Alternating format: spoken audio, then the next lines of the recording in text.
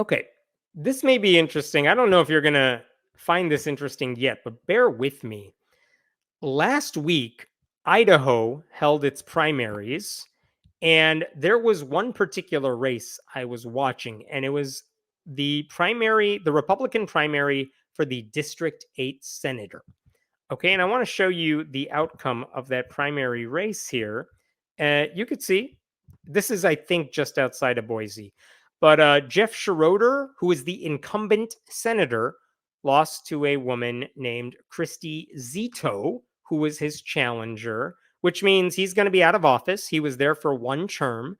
Who is Christy Zito? She's basically a former Republican state House member. She served 2 terms in the House. She served 1 term in the Idaho Senate. She left politics to take over like a gun group. And now because of the way redistricting happened, she's like, I'm going to run for office again. And it turns out she's going to be going back to the Senate because this is a very red district. Okay, so here's the thing. That guy who lost, his name is Geoff Schroeder. And maybe you would think, who cares? It's probably one MAGA Republican replacing another MAGA Republican. But it's not, because Geoff Schroeder is a really interesting fellow. And the reason I was watching this race is because, as far as I can tell, Geoff Schroeder is the highest ranking Republican in the country who is elected to state or federal office who is openly atheist. And he was always open about being an atheist. He got elected as an open atheist. And what I was trying to figure out is, okay, well, Idaho has a well-deserved reputation for being like a haven for Christian nationalism. They've done some really crazy anti-abortion, pro-gun crazy shit.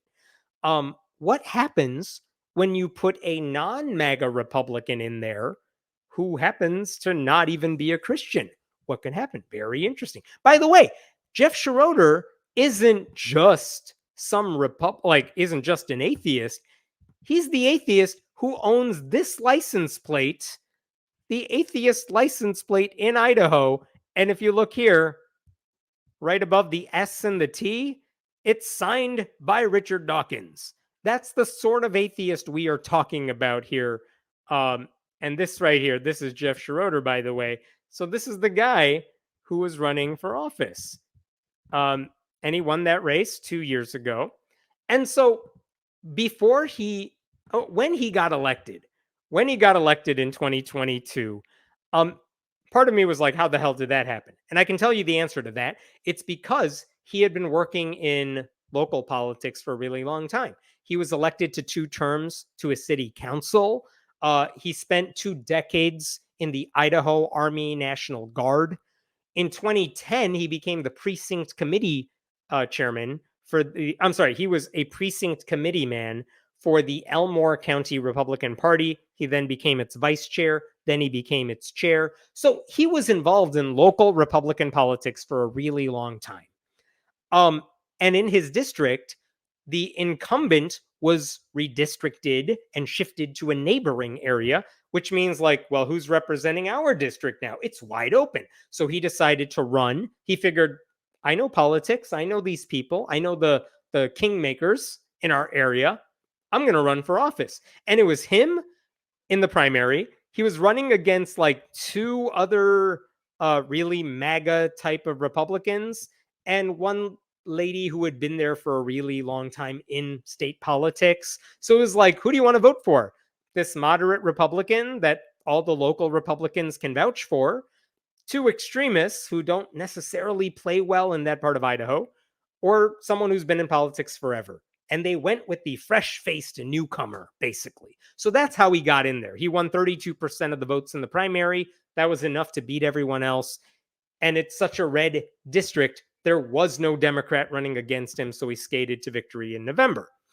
And I was curious, did atheism even come up in any of this during his race? And the answer is no. It never came up in the campaign. His opponents never brought it up.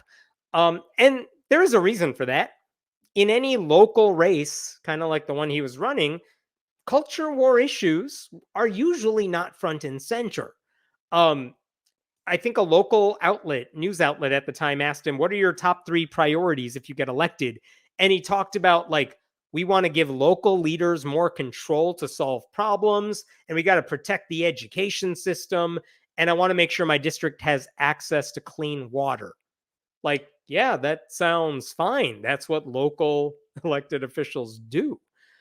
So it wasn't that he was hiding his atheism, it's that it never came up for good reason. But I did ask him this. I'm like, what are you going to say if they bring up your atheism? And he said he would talk about how the US Constitution forbids a religious test for public office. He said he wanted to say he embraces religious freedom, including freedom from religion. He said he would point out that his wife is Christian. And so he has a history of respecting people of faith and working with people of faith. He's not some anti-theist trying to pick fights about religion. He can work with anybody. And isn't that what a campaign is all about?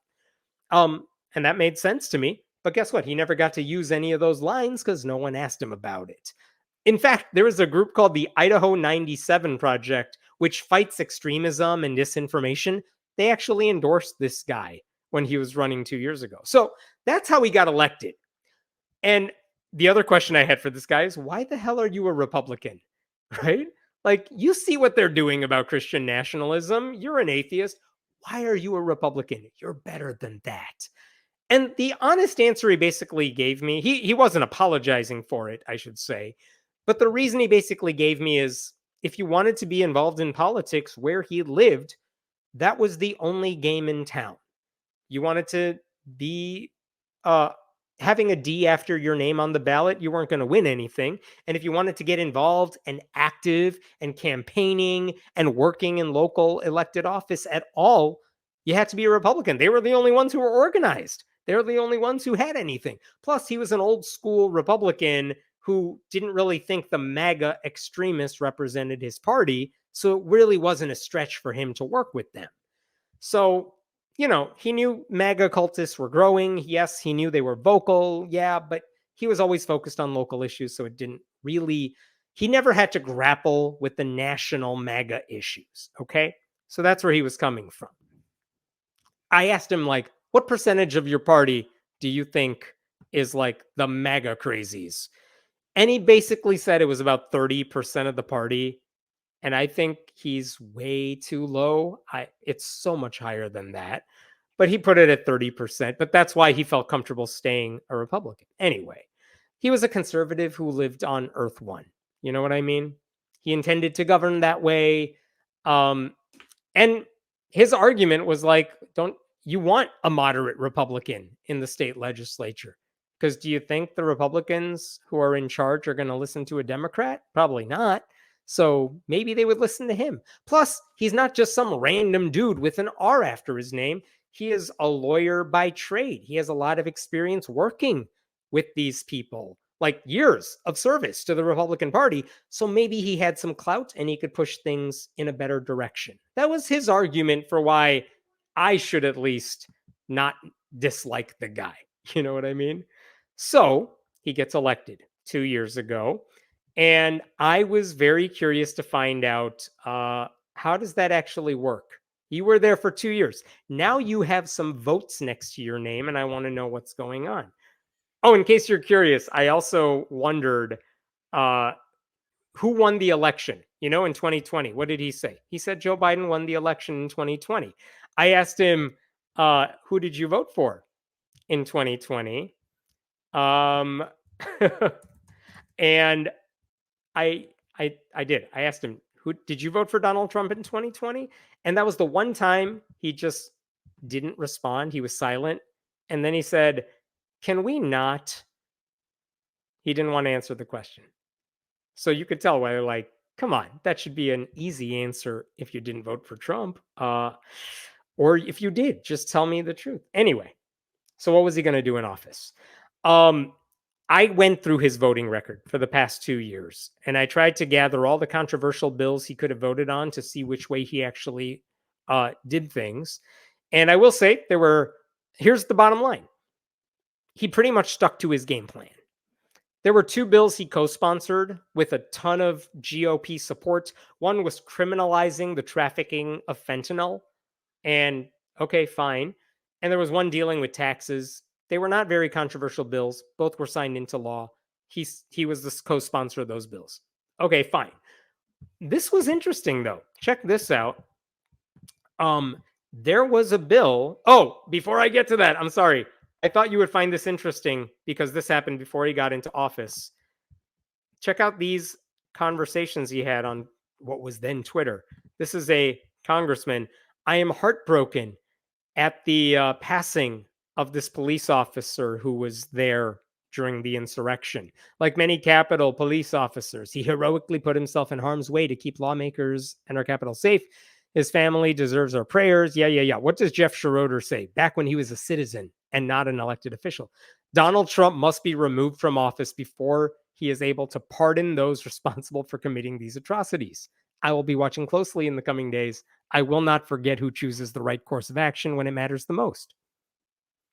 Dude, that could have come from a progressive politician as well. So that's interesting. And then I also like this exchange that he had with a guy who said in May, uh, check this one out. Yes, here we go. Republicans closed the primary but didn't lock it, and now leftist scum has invaded. Tens of thousands of these America-hating pedophiles voted for disgusting rhinos, Republicans in name only, who are scheming to destroy Idaho.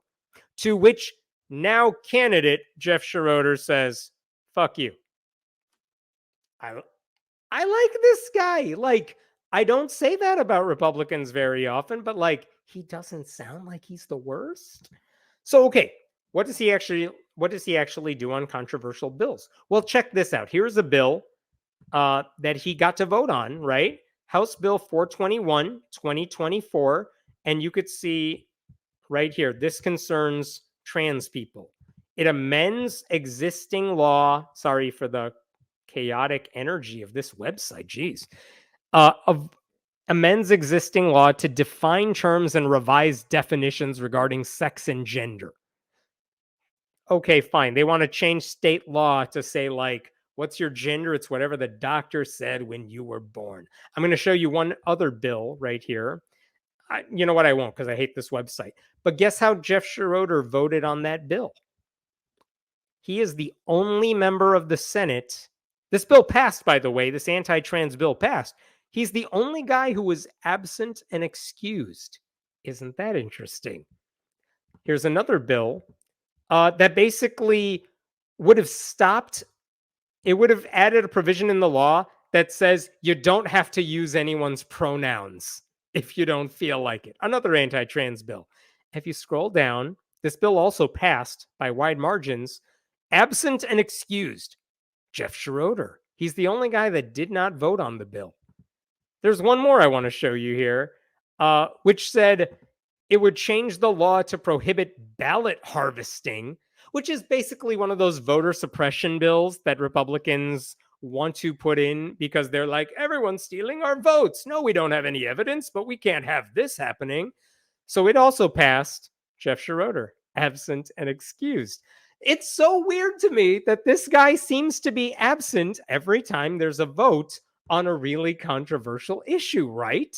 And so I asked him about all this, and I was expecting him to say, like, yeah, I took a passive aggressive position on this thing. It wasn't courageous, but I thought it was politically acceptable. Like, he can't vote against them because he is a Republican, but his conscience wouldn't let him vote for them. You know what answer he gave me? He said he does work as an attorney full time. That is his actual day job. And he literally had to be in court on the one day they brought up all three of those bills. And I checked the dates on that, and that story lines up. Like, he literally wasn't there. That's why he wasn't just absent, but he was absent and excused. He knew his vote wasn't going to change the outcome, so they gave him a pass to go do your day job. We don't need you for this one. That's why I didn't vote on them. Okay, so then I asked him a follow-up question, which is, he told me, I've never intentionally missed a vote. So I asked him, okay, well, if you were there, how were you going to vote? And what he said to me is that he probably would have joined Democrats and vote against all three of them, which I appreciate, but I wish I had that on the record in a vote. Okay. I will say I was interested that I saw an attack ad on YouTube that I'm sure played in the market in Idaho that referred to this guy as pro-LGBT. He was a pro-LGBT liberal. And I asked him, where are they getting that from? Because you were absent for those anti-trans bills. So where are they getting off on thinking you're pro-LGBT? Because I don't know what you voted on that was pro. And he said in 2023, there was a bill that would have criminalized doctors who provide gender affirming care to minors. And his rationale is, old school Republican. I don't want the government involved in medical care. And he basically said, who knows more about what a child needs?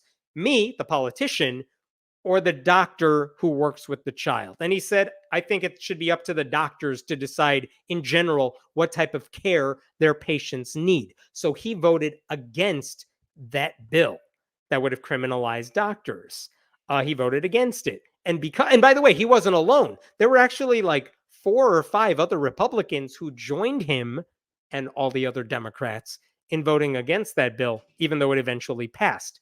So that's why they were calling him pro-LGBT liberal, because he said maybe doctors know more about doctors' stuff than politicians do. He was also one of only 2 Republicans to vote against a bill that would have given immunity to volunteer security teams who work for churches. So, like, if your volunteer AK-47 holding army that you put together at the church brunch decides they want to shoot an invader, they should get immunity from any charges. He's like, no, that's a bad idea. So, like, to put all this in context, when MAGA Republicans pushed bills to enact a right-wing agenda, this guy was usually not on board, or he was absent for reasons he says were not of his own making.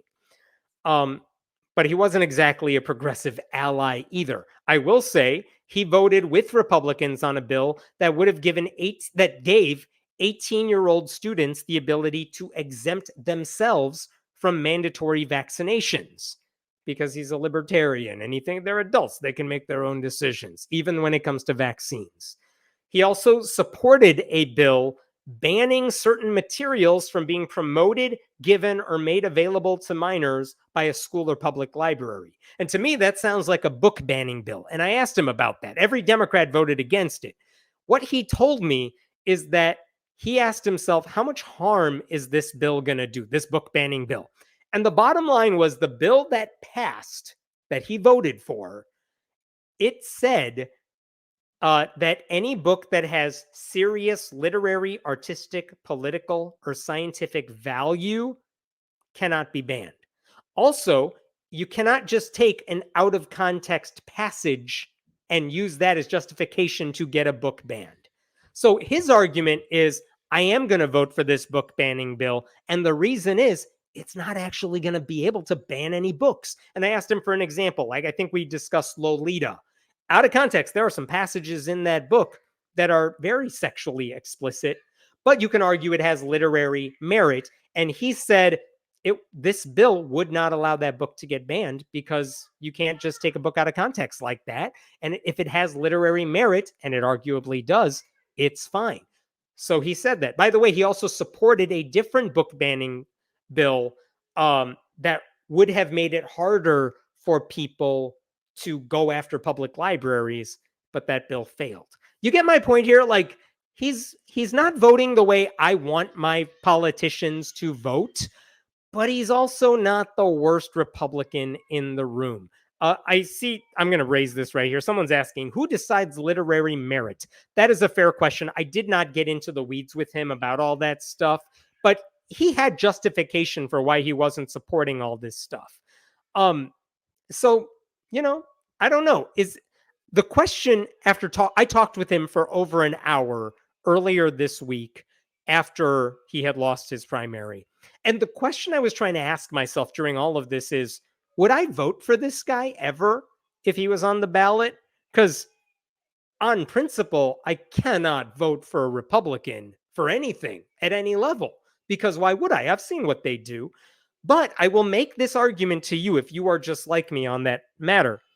If a Democrat had won his race, a Democrat would have voted no on all those things I just brought up, or they would have voted the way I wanted them to vote on all those things I just brought up, but they would not have won. Like, Whatever the Republicans wanted would have passed.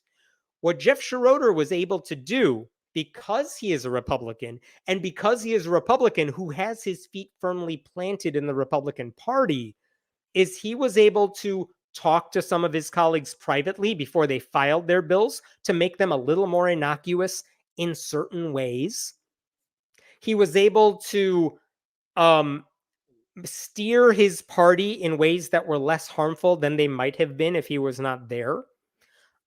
He was able to get a hearing from some of these other Republicans because they trust him. They value his judgment.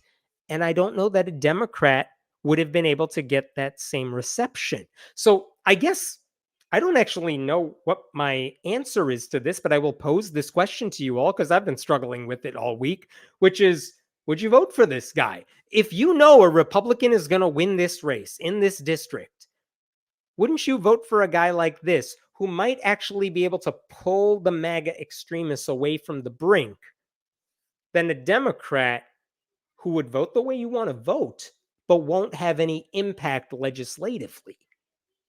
I mean, I know right now I'm probably voting for the Democrat on principle, but like, I'm just putting that out there. As far as I can tell, Geoff Schroeder was probably the best we could have hoped for as progressives for a Republican in Idaho to do all this stuff. And I will also tell you, he did not lose because he was an atheist, and he did not lose necessarily because of these votes that I am talking about. He told me he lost that primary because the demographics of his district have been shifting in recent years. More MAGA folks are coming in. And if you need proof of that, not only did Geoff Schroeder lose his Senate primary, the two Republican House members who were running from his district also lost their primaries to more right-wing Republicans. So it's not just him. So I will leave it at that. I just want to put that out there. Oh, and in case you're curious, I asked him, when I talked to him 2 years ago, he said he was trying to give his atheist license plate to an atheist activist in the state or something. And I asked him if he still had it. He said he is still working on transferring it to someone else, but in the meantime, he is still renewing the plate. It's still his, for whatever that's worth to you.